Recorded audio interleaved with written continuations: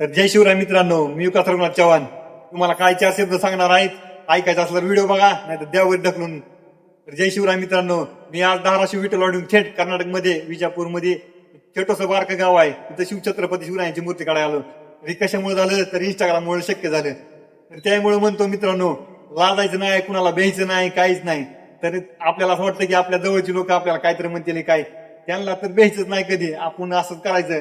तर चला जय शिवराय मित्रांनो असं म्हणायचं, आपला व्हिडिओ चालू करायचा. तर मी आज धाराशिव विठ्ठलवाडीहून इथं आलो कर्नाटकमध्ये. तर फक्त इंस्टाग्राममुळे शक्य झालं.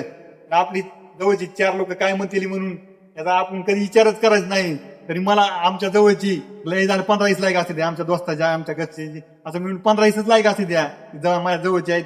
बाकी समधी माझ्या जवळचे आहेत, पण ती मला लाईक करीत नाही ती, कारण काही मोठा होईल काय तर होईल म्हणून लाईक करत नाही ते. कुणालाच भ्यायचं नाही. तरी आपण इंस्टाग्रामला चला टाका, काय बी करायचं आपलं, टाकायचं कंटेंट टाकायचं.